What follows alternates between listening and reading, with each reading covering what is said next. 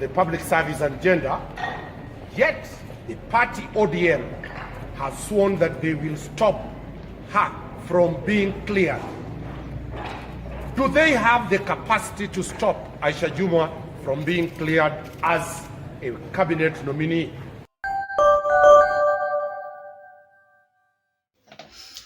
Dear viewers, welcome back to Yoleno TV. Aisha Juma seems to be facing a sad reality. The reality that his old friends from ODM might decide or have decided that they will not support her during the approval of the cabinet nominees during the parliament proceedings. Azimio Kenya Lands MPs made it clear that they would not support Aisha Jumwa over past indulgences in, first of all, corruption cases, second of all, the murder case.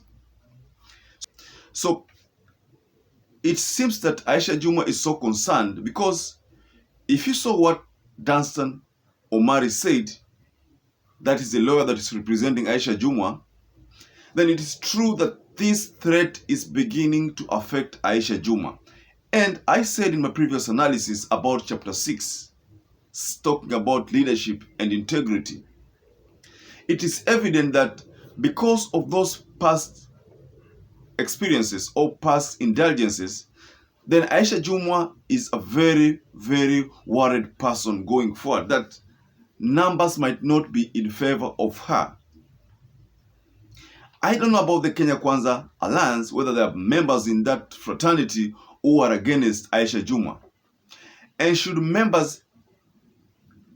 there be members who are not in support of Aisha Juma in the Kenya Kwanza Alliance, then we might foresee a scenario whereby then the candidature or the nomination of Aisha Juma might not be approved.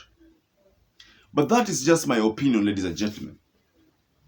But if you look at, or if you listen to what DANSTAN Omari said, then it is clear that this is a weighty issue to Aisha Juma. But again, Aisha Juma's lawyer contested this idea and said that in the laws of Kenya, you are only guilty when proven guilty. You're not guilty until that time when the judiciary has proved you guilty. So DANSTAN Omari also went ahead and said that Aisha Juma was cleared to vie for the Kilifi governor seat because of that simple rule that you can only be guilty when proved guilty by the judiciary. And that again sends the ODM brigade into the drawing board. If you look at the numbers of ODM, slightly below 90, then those numbers cannot determine the fate of Aisha Juma. But why is Aisha Juma worried to an extent that DANSTAN Omari is now beginning to speak on behalf of Aisha Juma regarding that matter? That means Aisha Juma is facing some sleepless nights over that perceived threat. And he's staring at the only realization that maybe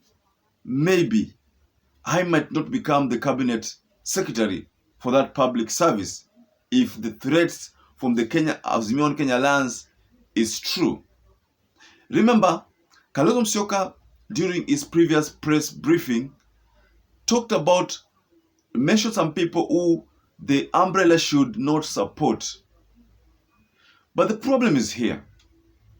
Azimio Kenya Alliance controlled the majority of parliamentarians in that National Assembly. But there are 14 members who wrote to the Speaker about wishing not to be associated with Azimio Kenya Alliance going forward.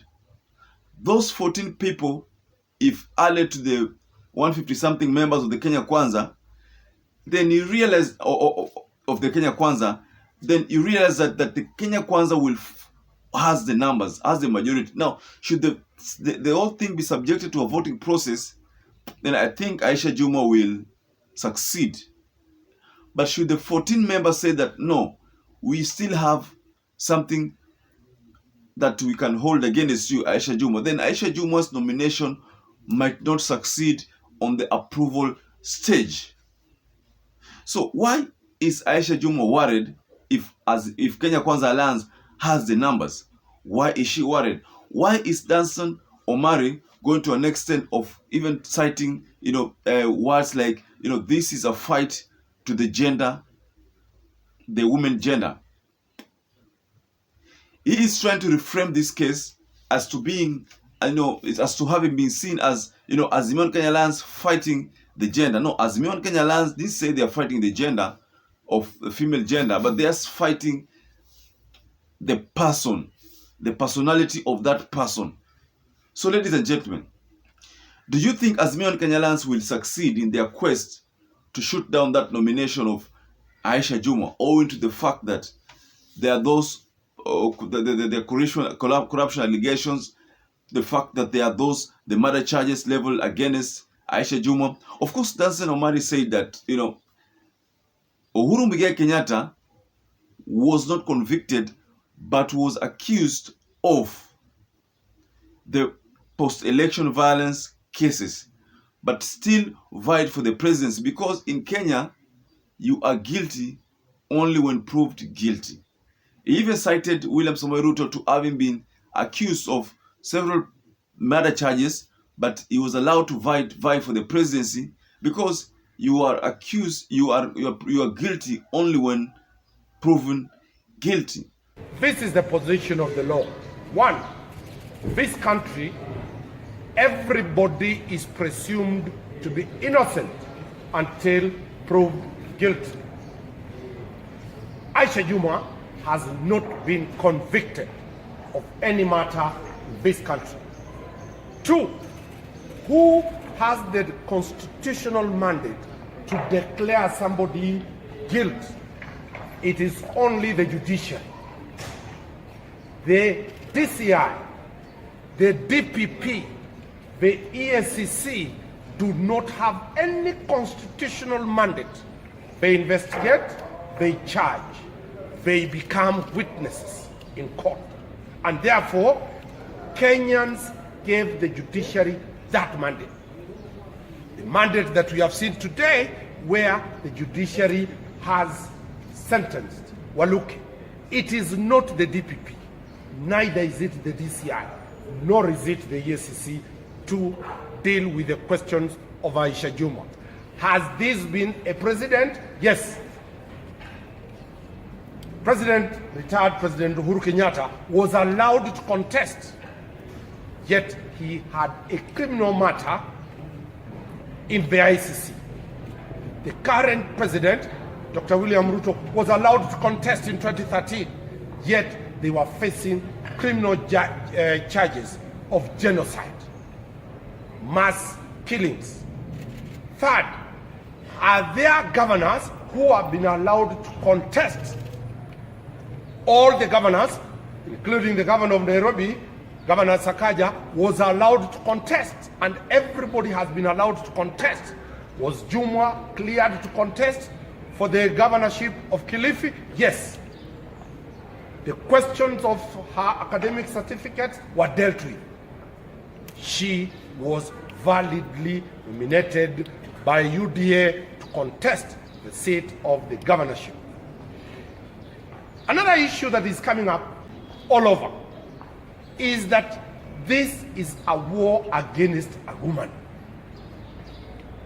This is profiling the women of this country. If it was not her gender. So, ladies and gentlemen, what do you think Aisha Juma's fate is likely to be? Kindly share below the comment section there. I promise to go through all of them and give my feedback. So until we meet again for our next analysis, please take a moment and subscribe to our channel if you're a first-time viewer, and also you can take a moment and share our channel widely. Once again, I'd like to say stay safe and stay blessed.